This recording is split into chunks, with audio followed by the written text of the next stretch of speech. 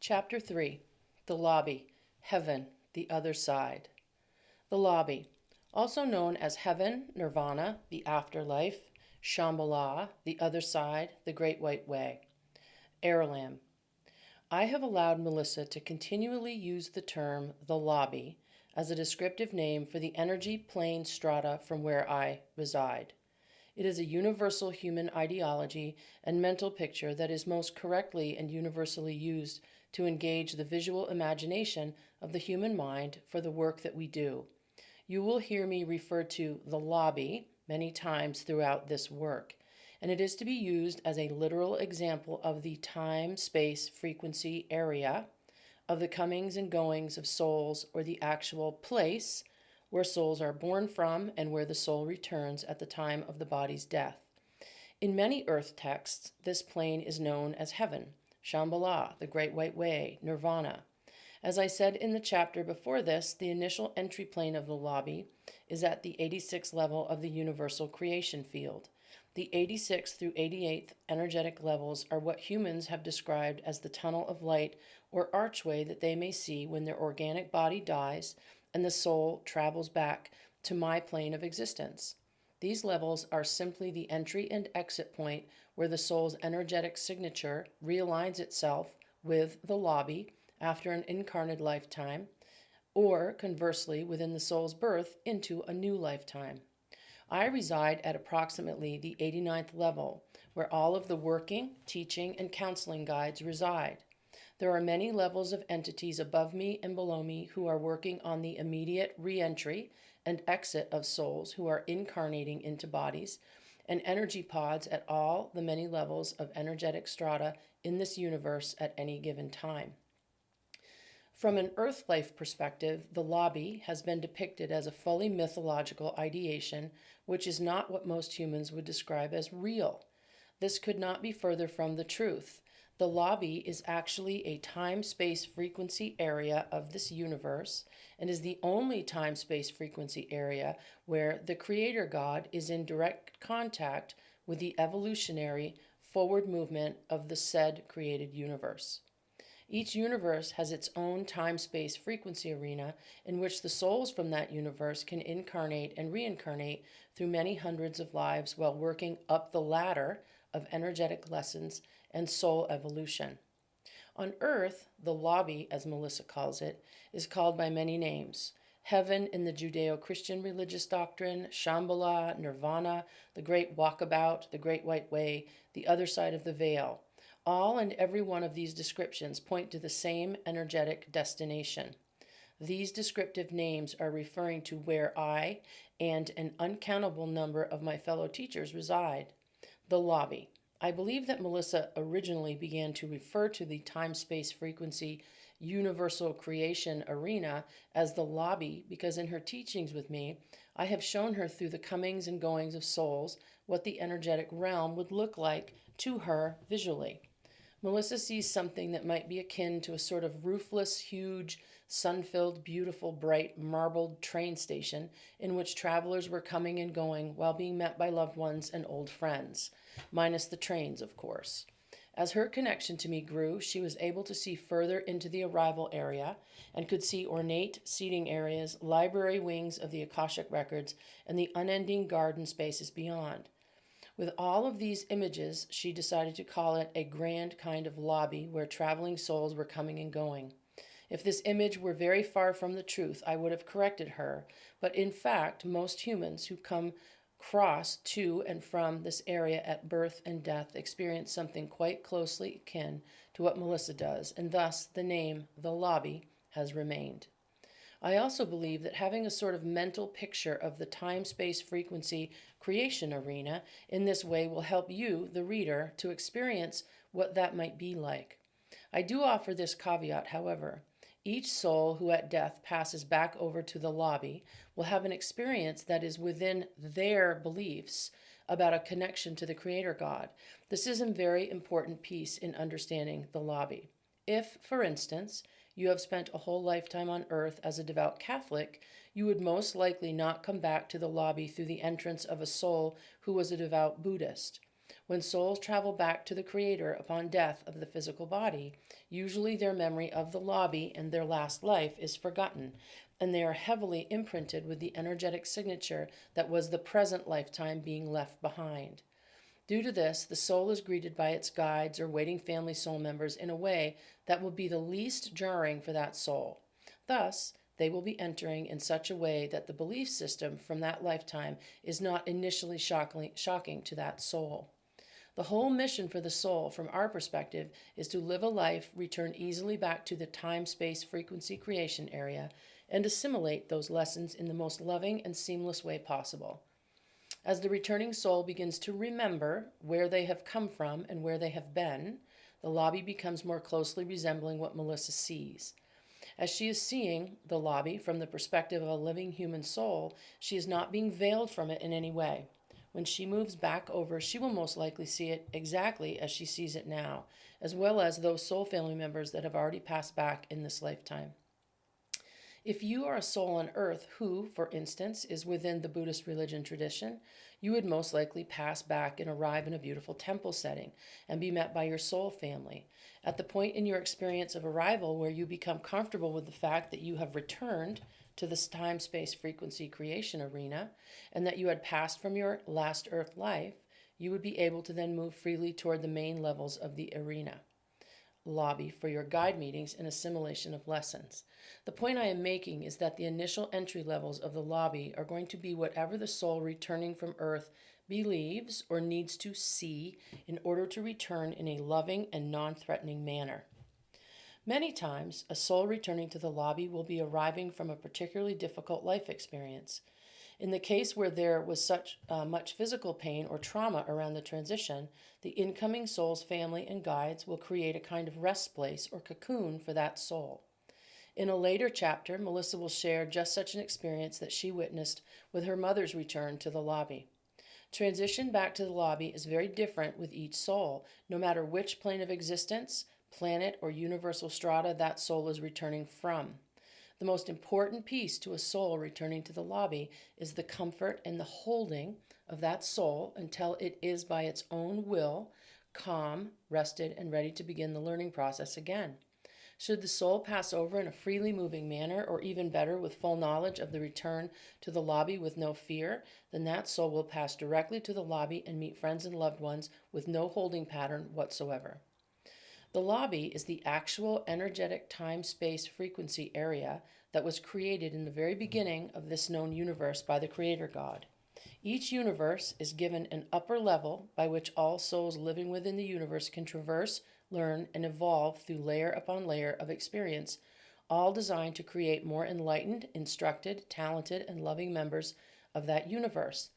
This process literally marches on over eons of time, which the human mind, and to be honest, my mind, cannot fully comprehend.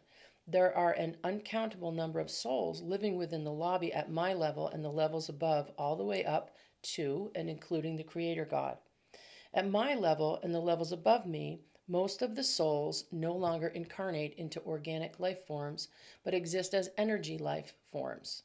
There are, however, at levels much closer to the Creator God, souls who will incarnate upon planets and planes of being as spiritual leaders, messianic persons, and seeded species incarnate who are specifically meant to change the direction of whole species of incarnated souls at certain times during that species' evolution.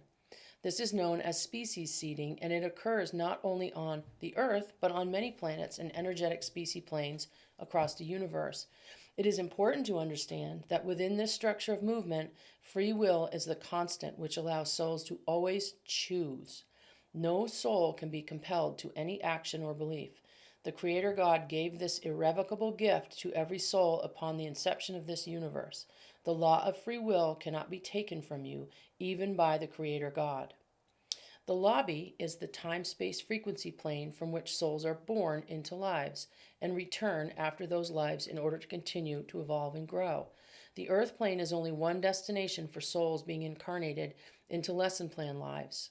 Earth is a very new destination for souls in this universe to incarnate. As in universal timelines, it is very young, and the human species on Earth is very new and has not yet evolved enough to harness its true potential on the universal plane. Here at the lobby, there are approximately 40,000 teacher guides working with souls incarnated to the earth plane. Within those souls, there are groups of communicators. Melissa and I are within this group. There are geoengineering specialists, energetic evolutionary specialists, space travel specialists, and more abundantly, energetic creation specialists, as well as others. These groups, including our own, are working in unison to facilitate the full evolution of the Earth planet and its energetic plane to the next level of knowledge and paradigm reality. Understand that at any given time, there are uncountable numbers of teacher guides and souls working on millions of planets and energy planes from the lobby. There is a system in place within the structure of the lobby, and its whole purpose is to assist in souls growing and moving more closely to the energy of the Creator. As I have said, there is no time as humans would know it, and so any soul who wishes to rest instead of learn for any amount of space-time is fully capable of choosing to do so. Should a soul returning to the lobby from Earth plane decide to spend an eon in a beautiful valley growing apple trees and enjoying the company of other souls, that is what will be. There is no right or wrong here as you would know it from Earth standards. I do not mean that low-level energies are accepted or allowed to be experienced here. That is not permitted. Should a soul want to be in the experience of pain, suffering, abusive behaviors of all kinds, loss, fear, anger, that soul would need to seek out that lesson within another incarnation to a planet or space-time similar to Earth's in order to experience those feelings and lessons. The lobby is a place for the soul to experience the beauty and grandeur of creation. The incarnations are specifically tailored by the soul to have the lessons that display the often painful realization of exclusion and separation from the beauty and grandeur of creation. Souls take as long as they need to see and feel this separation and learn from them at their own pace and in their own timeline. There are souls residing at all points in the universe at the lobby level of creation who will not incarnate again, and there are some souls residing here that will incarnate again and again to many energetic planes, planets, and existences. There is no judgment in the lobby except the judgment of the soul itself. The 40,000 or so souls from Earth who are in connection with the working groups here all have the opportunity to connect with the lobby in the way that Melissa does, although many will not choose to do so. Many of the souls will have connections that are more similar to the muse, intuition, automatic writing, faith-based, or inspirational input from their teacher guides. Melissa hears and sees me due to the fact that we are in communications, so it is very important that she have a very visceral and definite connection with me. This is why Melissa has such a clear vision of the lobby in a very factual way. The lobby operates most literally as you might picture a large company or organization. The lobby is, however, completely without any of the negative energies or trappings that an earth soul might attach to such organizations. The lobby has levels rising above the entry levels to about 2,400, which is where the levels begin to coalesce into simply an energy field which blends with the Creator God plane. As souls rise through lesson paths, they become more closely aligned with the Creator God energies. There is no ceiling here, as Melissa calls it. When she gazes upward toward what she might call the sky of the lobby, she sees an unending spiral of light levels, which reach eventually up to the brilliant white never-ending space. It is almost too brilliant for her to look at, even though the filter of the space-time frequency bridge, which she is using to see it. There is no stop at the uppermost level. I do not have access to the uppermost levels at this time in my journey, but am simply imparting the knowledge that the lobby exists, and what the Creator God has given souls traveling through it is the fact that there is a benevolent, all-powerful creation source in place in the universe, and it is a paradigm change that it is Earth's time to understand. It is simply evolution on a much more grand and brilliant scale than simple organics can contain or explain. When Melissa first began working with me and experiencing the entry levels of the lobby, it was to begin working with souls who had traveled back over from Earth at death and wished for many different reasons to contact those loved ones that they left behind. As you might understand, when souls began to share that I had a student who was being able to straddle both planes to be a verbal channel for communication, there were many, many visitors here at the lobby who wanted to contact their loved ones on Earth plane to let them know that they were okay and doing fine. This was very overwhelming for Melissa. As Melissa grew in her connection to the lobby, she began to understand that she could literally build herself a small annex to the entry halls here, which had a door, so that she could close it when she needed to rest her organic body, mind, and not do the work. The lobby allows for constant growth, and there is no constraint on what is possible here. That is the point of the lobby. Souls are home here and actually not at home when they are incarnate. When souls are here in the lobby, they can literally recreate some of the very best and most love experiences from their incarnations. So, Melissa created a comfortable small annex, or what you might call an office, with a huge white ornate door to the lobby hall, which she can open or close at her will. Her office creation has huge windows that look out over the gardens of the lobby and sky. Many of her pets who have passed over visit this area when she is working, as do souls who have had lifetimes with her previously. As she sits and takes this information from me, her soul literally has a piece of itself sitting in her sun-filled annex connected to one of the lobby's never-ending hallways beyond. Her door is open, and often souls passing back and forth on their own business will pass by her door. I stand in the doorway to keep friendly visitors from interrupting the work. It is in a way not unlike any working community, except that it is in the realm of creation and, therefore, missing any of the difficult lessons of incarnation. Should Melissa become fatigued, she can often and does often request that the door be shut so that she can be more fully and energetically on the earth's energetic plane to live her life. She is in complete control of her contact with me and the lobby. Melissa often requests to be able to stretch her soul's energy signature through her door into the hallways and learning spaces of the lobby. I can only allow her to peer out into the spaces that surround her doorway, as to travel too far into the lobby's energy signature would pull too much of her soul from the earth plane. She must remain at the most a 60-40 distribution of her soul's energy signature between the lobby and earth in order to remain in the incarnation in which she resides at this time. To be clearer, she needs to be rooted in the present earth incarnation energetically at a minimum of 60%, or she would risk literally leaving the incarnation. So I guide her in the ways of how much she can traverse her intention and attention upon the lobby and keep that energetic ratio to a 60-40. Keep in mind that belief in life after death is in no way needed to return to the lobby after each incarnation. A belief in a soul, a belief in a creator is also unnecessary in order for your soul to travel back to the lobby after a lifetime is completed. Every soul returns of its own volition to the lobby. Should you return to the lobby from a lifetime that was of an atheist nature, your soul will still return to the lobby and will simply be given the opportunity to remember that lifetime and the soul's connection to creation. There is no judgment other than the soul's own judgment of itself in the face of complete truth. We will speak more of this in later chapters. The lobby is, as Melissa calls it, a great endless area where souls come and go, being born and born again. Melissa likens it to a grand college where souls can learn at their own pace and without any obstacles.